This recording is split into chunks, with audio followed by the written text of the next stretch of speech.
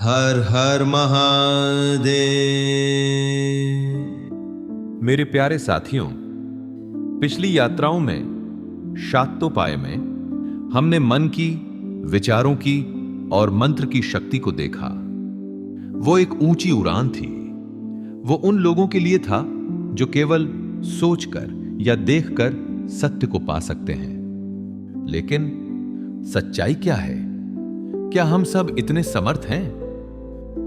जब तुम आंख बंद करते हो तो क्या तुम सीधे समाधि में चले जाते हो, या तुम्हारे पैर सुन्न होने लगते हैं, पीठ दुखने लगती है, श्वास उखड़ जाती है? हमारा सच यह है कि हम अभी भी अपनी देह में, अपनी सीमाओं में, अपने छोटे से मैं में कैद हैं।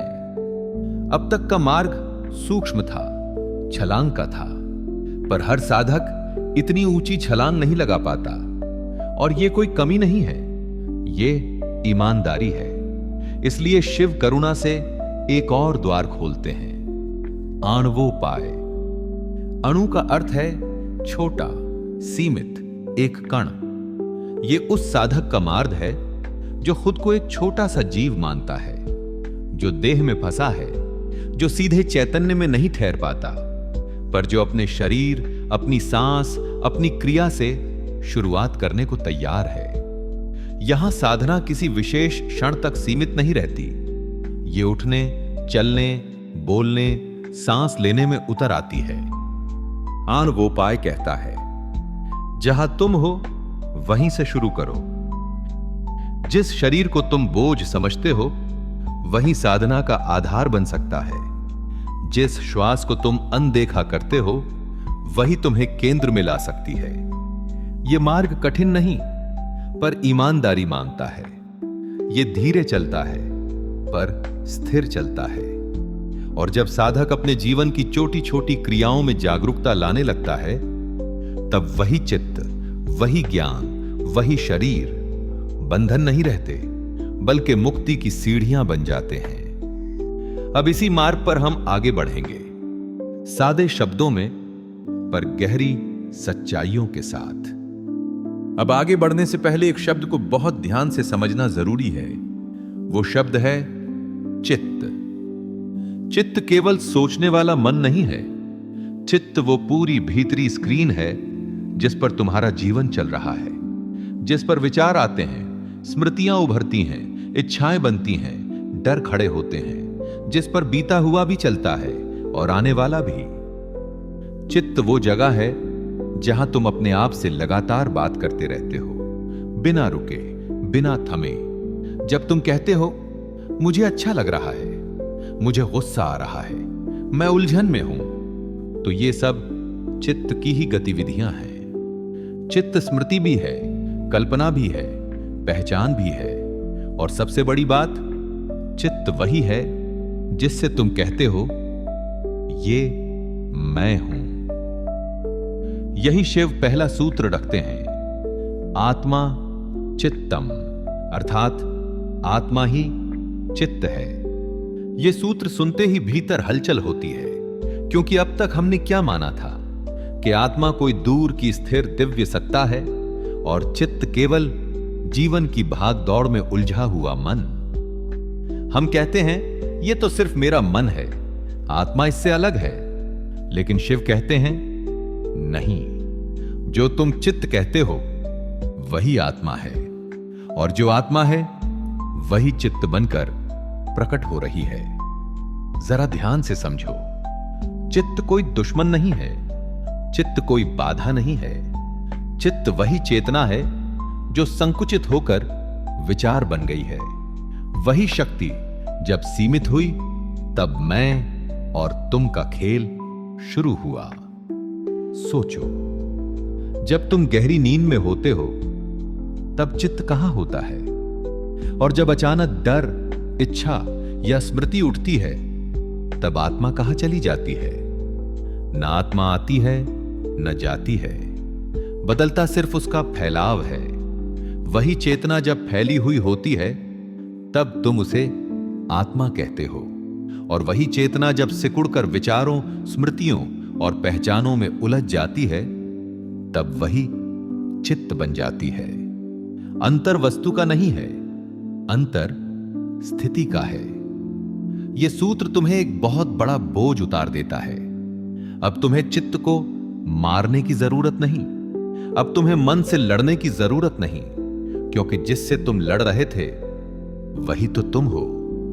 आड़ वो पाए यहीं से शुरू होता है, लड़ाई से नहीं बल्कि पहचान से। यह समझ कि मन कोई समस्या नहीं है, समस्या है उसे गलत तरह से देखने की आदत। लेकिन यहां एक खतरा भी छुपा है। अगर चित्त ही आत्मा है तो फिर चित्त में जमा सारी जानकारी, सारी धारणाएं, सारी विद्या, वो क्या है? क्या वो भी आत्मा है? या वही चित्त जब ज्ञान के बोझ से भर जाता है तब बंधन बन जाता है? इसी प्रश्न से अगला सूत्र जन्म लेता है। ज्ञानम बंधा, अर्थात ज्ञान बंधन है। यह सुनते ही मन बगावत करने लगता है। हम तो सदियों से सुनते आए हैं कि ज्ञान ही मोक्ष है, ज्ञान ही प्रकाश है, फिर शिव इसे बंधन क्यों कह रहे हैं? शिव यहां साधारण ज्ञान की बात नहीं कर रहे, वे उस ज्ञान की बात कर रहे हैं जो चित्त में जमा हो गया है, जो अनुभव नहीं बना, जो जीवन में नहीं उतरा, जो सिर्फ संग्रह बनकर बैठ गया है। यह वो ज्ञान है जो अपूर्ण है, जो भेदात्मक है। यह उधार का ज्ञान है। आपने किताबों से पढ़ दिया कि आप ब्रह्म हैं, लेकिन अनुभव तो अभी भी बेचैनी का ही है। यह ज्ञान वैसा ही है जैसे किसी अंधे आदमी को रोशनी की परिभाषा रटा दी जाए। वो रोशनी के बारे में बोल तो सकता है, लेकिन वो रोशनी को देख नहीं सकता। और यही शब्द, यही परिभाषाएं उसके लिए जाल बन जाती हैं, क्योंकि वो सोचने लगता है कि वो जानता है। जरा ध्यान से देखो, तुम बहुत कुछ जानते हो। क्या सही है, क्या गलत है, कैसे शांत रहना चाहिए, कैसे प्रतिक्रिया नहीं करनी चाहिए। पर जब जीवन सामने आता है तो वही पुरानी प्रतिक्रिया उठती है। तो ये ज्ञान कहाँ गया? ये ज्ञान तुम्हें मुक्त नहीं कर पाया, क्योंकि ये चित्त में बोझ बन गया, ये स्मृति बन गया, धारणा बन गया, पहचान बन गया। जब आप सोचते हैं कि मैं जानता हूं, तो आपके सीखने के सारे द्वार बंद हो जाते हैं। यही असली बंधन है। शिव कहते हैं, ज्ञान तब तक ज्ञान नहीं है जब तक वो तुम्हें बदल न दे, और जो ज्ञान नहीं बदलता वो धीरे धीरे कैद बन जाता है। यह सूत्र तुम्हें ज्ञान छोड़ने को नहीं कहता, यह ज्ञान को पकड़कर बैठ जाने की आदत पर प्रश्न करता है। यह कहता है, जो तुमने सीखा है उसे ढो मत, उसे जियो। आणवोपाय यहीं से और स्पष्ट होता है। यह कहता है, जब तक ज्ञान शरीर में नहीं उतरता, श्वास में नहीं उतरता, क्रिया में नहीं उतरता, तब तक वो सिर्फ विचार है। और यहीं से अगला प्रश्न जन्म लेता है, अगर ज्ञान भी बंधन बन सकता है तो वो शक्ति कौन सी है जो ज्ञान, शरीर और चित्त तीनों को उलझा देती है? शिव उसका नाम लेते हैं, और वो नाम तुम बहुत अच्छे से जानते हो, माया। अगला सूत्र वही से शुरू होता है। कलादीनाम तत्वानाम विवेको माया। अर्थ बहुत सीधा है। कलाओं और तत्वों का अविवेक ही माया है। यहां माया का अर्थ कोई आंखों का धोखा नहीं है। शिव के मनोविज्ञान में माया का अर्थ है अविवेक, यानी पहचान न पाना। तंत्र शास्त्र कहता है कि 5 ऐसी सीमाएं हैं जो हमें जकड़े हुए हैं, जैसे काल, जो हमें बताता है कि हमारी उम्र बीत रही है, नियति, जो हमें एक जगह बांध देती है, कला, जो हमें महसूस कराती है कि हम बहुत कमजोर हैं, विद्या, जो हमें सब कुछ जानने नहीं देती, और 5वीं सीमा है राग। राग का मतलब है अपूर्णता का एहसास। हमें हमेशा लगता है कि हमारे पास कुछ कमी है, और उस कमी को भरने के लिए हम बाहर की चीजों, रिश्तों और धन की ओर भागते हैं। माया तब घटती है जब हम इन सीमाओं को ही अपना असली स्वभाव मान लेते हैं। आप कहते हैं, मैं बूढ़ा हो रहा हूं। यह काल का प्रभाव है, आपका नहीं। लेकिन आप काल और खुद के बीच भेद नहीं कर पाते। यही अविवेक है। कला का अर्थ यहां रचनात्मकता नहीं है।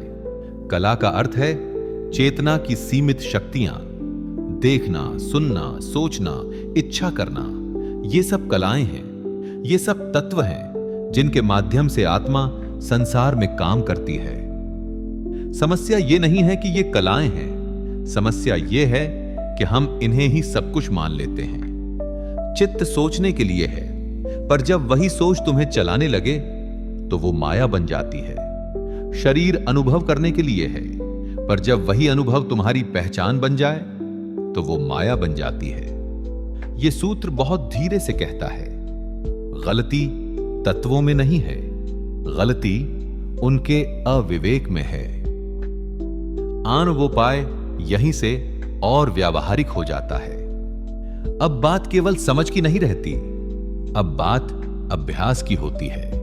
क्योंकि विवेक केवल जानने से नहीं आता, विवेक आता है देखने से, बार बार देखने से। और अब एक स्वाभाविक प्रश्न उठता है, अगर माया अविवेक से बनी है तो विवेक को कहां उतारना होगा? केवल विचार में या शरीर में भी? यहीं पर शिव आणवोपाय का सबसे महत्वपूर्ण क्रिया सूत्र देते हैं। शरीरे संघारः कलानाम, अर्थात शरीर में कलाओं का संघार करना। कलाएं वे शक्तियां हैं जिनसे शरीर काम करता है। देखना, सुनना, छूना, बोलना, चलना, चाहना, ये सब चेतना की धाराएं हैं जो शरीर के माध्यम से बह रही हैं। समस्या ये नहीं कि ये धाराएं हैं, समस्या ये है कि ये अनियंत्रित हैं। ये हर समय बाहर की ओर बहती रहती हैं। देखना बाहर, सुनना बाहर, चाहना बाहर। शिव कहते हैं, इन धाराओं का संहार करो। संहार का अर्थ यहां नष्ट करना नहीं है। संहार का अर्थ है वापस खींच लेना, अंदर की ओर मोड़ देना। जैसे नदी जब समुद्र की ओर भाग रही हो और अचानक तुम उसे मोड़ दो, वो नदी खत्म नहीं होती। जब तुम देखना सीखते हो तब कलाएं धीरे धीरे शांत होने लगती हैं। वे भागना बंद करती हैं, वे टिकना सीखती हैं। और जब शरीर की ये कलाएं भीतर की ओर लौटने लगती हैं, तब एक चमत्कार होता है। चित्त पहली बार वास्तव में शांत होता है। ध्यान रखो, चित्त को सीधा शांत नहीं किया जा सकता, पर जब शरीर की ऊर्जा भीतर की ओर बहने लगती है, चित्त अपने आप शांत हो जाता है। यही कारण है कि आणवोपाय शरीर से शुरू होता है, क्योंकि शरीर झूठ नहीं बोलता। विचार बहक सकते हैं, ज्ञान भ्रम दे सकता है, पर शरीर उसी क्षण को जीता है जिसमें तुम हो। अब यहां एक और गहरी बात समझो। जब कलाएं शांत होती हैं तो केवल शांति नहीं आती, एक नई शक्ति भी जागती है। और वही शक्ति अगले सूत्र में प्रकट होती है। नाड़ियों का परिवर्तन, तत्वों पर अधिकार और चेतना का अपने स्वरूप में लौट आना। शिव अगला सूत्र देते हैं, नाड़ी संहार भूत जय, भूत कैवल्य भूत पृथक्त्वानि। ये सूत्र साधना के 4 स्तंभों की बात करता है। आंतरिक ऊर्जा के प्रवाह को साधना, पंच तत्वों की सीमाओं को पार करना, उनकी पकड़ से मुक्त होना और अपनी शुद्ध चेतना को इस देह के बंधन से स्वतंत्र कर लेना। अब इसे शब्दों में नहीं, अनुभव की भाषा में समझते हैं। सबसे पहला शब्द है नाड़ी संहार। नाड़ियां केवल नसें नहीं हैं, वो वे सूक्ष्म मार्ग हैं जिनमें तुम्हारी चेतना बहती है। हर विचार, हर इच्छा, हर डर इन्हीं नाड़ियों से होकर गुजरता है। नाड़ी संहार का अर्थ है उस बिखरी हुई ऊर्जा को समेटना और उसे वापस अपने मध्य मार्ग में प्रवाहित करना। जब प्राण का यह बिखराव रुकता है, तब साधक को पहली बार अपने भीतर की असली शक्ति का आभास होता है। यहीं से अगला शब्द जन्म लेता है, भूत जय। भूत यानी पंच तत्व, मिट्टी, जल, अग्नि, वायु, आकाश। यही तुम्हारा शरीर है, यही तुम्हारी सीमाएं हैं। भूत जय का अर्थ कोई चमत्कार नहीं है। इसका असली मतलब है कि अब आप अपनी प्रकृति के गुलाम नहीं रहेंगे। भूख, प्यास, सर्दी, गर्मी और शरीर की जड़ता जो आपको अब तक नचाती थी, अब आप उनसे ऊपर उठ जाते हैं। अब आपका शरीर आपको नहीं चलाता, आप शरीर को चलाते हैं। और अब आता है इस सूत्र के सबसे सूक्ष्म, सबसे मौन शब्द, भूत कैवल्य और भूत पृथक्त्व। ये साधना का शिखर है। जब आप तत्वों को जीत लेते हैं तो आपको यह साफ दिखने लगता है कि आप इन तत्वों से पूरी तरह पृथक यानी अलग हैं। जैसे एक म्यान से तलवार अलग होती है, वैसे ही आपकी चेतना इस पंच तत्वों के ढांचे से अलग हो जाती है। अब साधक विदेह नहीं बनता, वो देह में रहते हुए देह से मुक्त हो जाता है। लेकिन यही एक बहुत बड़ा खतरा जन्म लेता है। जैसे ही एक साधक अपने भीतर की नाड़ियों को शुद्ध कर लेता है और पंच तत्वों पर उसकी पकड़ मजबूत होने लगती है, जब चेतना हल्की हो जाती है तो भीतर कुछ शक्तियां जागती हैं। उसकी वाणी में शक्ति आ जाती है, उसके संकल्प सच होने लगते हैं। कभी कभी उसे दूर की घटनाएं दिखाई देने लगती हैं। लोग देखने लगते हैं, लोग मानने लगते हैं और साधक खुद को सिद्ध पुरुष मानने लगता है। उसे खुद भी अपनी इस नई शक्ति पर गर्व होने लगता है। और यहीं पर शिव हमारी इस दौड़ को थामते हुए एक कड़वे सच का सामना करवाते हैं। वे साधना के इतिहास का सबसे कड़वा सच हमारे सामने रखते हुए अगला सूत्र देते हैं, मोहावरणात् सिद्धि। अर्थात ये जो सिद्धियां तुम्हें मिल रही हैं, ये ज्ञान का प्रमाण नहीं है, बल्कि ये तो मन का एक गहरा भ्रम है। जरा रुकिए और इस पर विचार कीजिए। हम तो हमेशा से यही मानते आए हैं कि सिद्धि मिल गई मतलब परमात्मा मिल गया। लेकिन शिव कह रहे हैं कि ये सिद्धियां तो अज्ञान के उस पर्दे की तरह हैं जो अभी भी तुम्हारी आंखों पर पड़ा है। शिव कहते हैं कि जब साधक अपनी चेतना को शरीर और तत्वों पर केंद्रित करता है तो प्रकृति के कुछ नियम उसकी बात मानने लगते हैं। ये जादू नहीं, ये विज्ञान है। लेकिन खतरा यह है कि साधक इन खिलौनों में इतना उलझ जाता है कि वो अपने असली लक्ष्य शिवत्व को भूल जाता है। शिव कहते हैं, अहंकार जब सामने के दरवाजे से नहीं आ पाता तो वो पीछे के दरवाजे से आता है। पहले अहंकार कहता था मेरे पास बहुत पैसा है, अब अहंकार कहता है मेरे पास बहुत सिद्धियां हैं। पहले तुम लोहे की जंजीरों में थे, अब तुमने सोने की जंजीरें पहन ली हैं। लेकिन याद रखना, जंजीर सोने की हो या लोहे की, वो तुम्हें बांधती ही है। शिव पूछते हैं, तुम्हें क्या चाहिए? ये छोटे मोटे चमत्कार, पानी पर चलना, हवा में उड़ना? अरे पक्षी हवा में उड़ लेते हैं और लकड़ी पानी पर तैर लेती है। इसमें आध्यात्मिक क्या है? अगर तुम इन सिद्धियों पर रुक गए तो समझ लेना कि तुमने एक साम्राज्य को छोड़कर सड़क पर पड़े चंद सिक्कों को चुन लिया।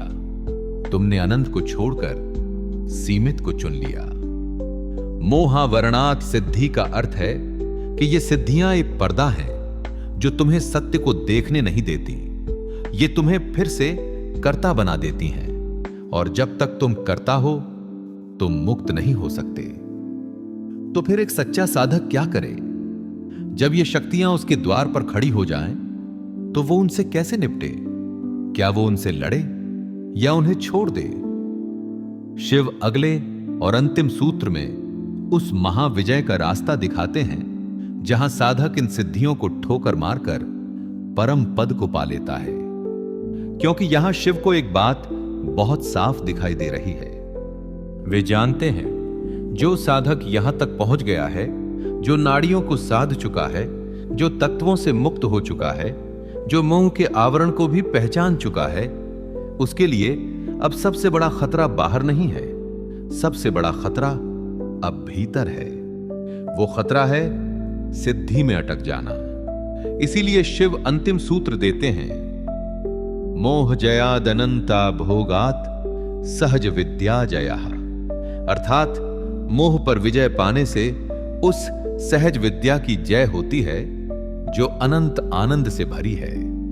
इस सूत्र को सुनते ही लगता है जैसे शिव साधक के कंधे पर हाथ रखकर बहुत धीरे से कह रहे हों, अब और कुछ जीतना नहीं है, अब केवल छोड़ना है। इस सूत्र में 3 बहुत बड़े शब्द छिपे हैं, मोह जय, अनंत भोग और सहज विद्या। सबसे पहले है मोह जय। मोह का मतलब केवल लगाव नहीं है। मोह का मतलब है वो मन का गहरा भ्रम कि मैं ये शरीर हूं, मैं ये करता हूं। जिस क्षण साधक सिद्धियों को भी ठोकर मार देता है, उसका वो भ्रम टूट जाता है। जब ये भी जीत लिया जाता है, जब साधक किसी भी अनुभव से अपनी पहचान नहीं बनाता, तभी आगे का शब्द खुलता है, अनंत भोग। ये वो अवस्था है जहां हर अनुभव पूर्ण है, क्योंकि अनुभव करने वाला अब मांग नहीं रहा। शिव कहते हैं कि अब साधक को आनंद के लिए किसी वस्तु या सिद्धि की जरूरत नहीं है। अब पूरा ब्रह्मांड उसका अपना विस्तार है। वो जो भी देखता है, जो भी अनुभव करता है, वो शिव का ही स्वरूप है। हर क्षण रस है और रस अनंत है, क्योंकि उसे पाने की कोशिश नहीं है। और तब बिना अभ्यास, बिना विधि, बिना प्रयास एक अंतिम बात घटती है, सहज विद्या।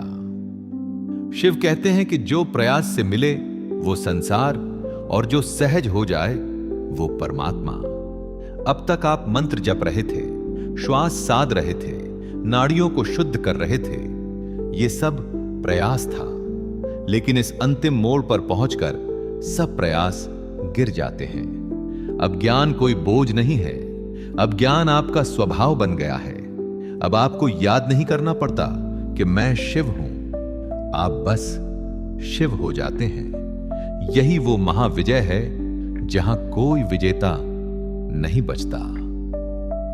तो साथियों, आज की इस यात्रा में हमने देखा कि कैसे हमने अनु, उस सीमित, डरे हुए, खोजते हुए जीव से शुरुआत की। हमने शरीर को साधना बनाया, प्राणों को भीतर मोड़ा और रास्ते में आने वाले सिद्धियों के प्रलोभन को ठुकराया। और अंत में हमने पाया कि वो मंजिल कहीं बाहर नहीं, बल्कि हमारे अपने ही सहज स्वभाव में छिपी थी। लेकिन क्या आपने कभी सोचा है कि जिस दुनिया को आप अभी अपनी जागती आंखों से देख रहे हैं, वो कितनी सच है? अक्सर हम समझते हैं कि जब हम जाग रहे होते हैं तभी हम होश में हैं। लेकिन शिव कहते हैं कि जिसे तुम अपनी जागृति कहते हो, वो भी एक तरह की नींद ही है। तुम अभी भी अपनी दुनिया के दूसरे पन में खोए हुए हो। अगली कड़ी में हम एक ऐसे द्वार पर खड़े होंगे जहां शिव हमें यह सिखाएंगे कि इस बाहरी दुनिया को अपनी मुट्ठी में कैसे लेना है। हम जानेंगे कि कैसे एक योगी अपनी जागृत अवस्था को ही अपना औजार बना लेता है, और कैसे वो इस संसार के शोर के बीच भी अपनी आत्मा के उस मौन को थामे रहता है। क्या आप तैयार हैं अपनी जागृति की परिभाषा को हमेशा के लिए बदलने के लिए? इस पवित्र यात्रा में साथ चलने के लिए धन्यवाद। अगले एपिसोड में फिर मिलते हैं शिव के एक और भी गहरे और जादुई सत्य के साथ। तब तक शिव की कृपा आप सभी पर बनी रहे। हर हर महादेव।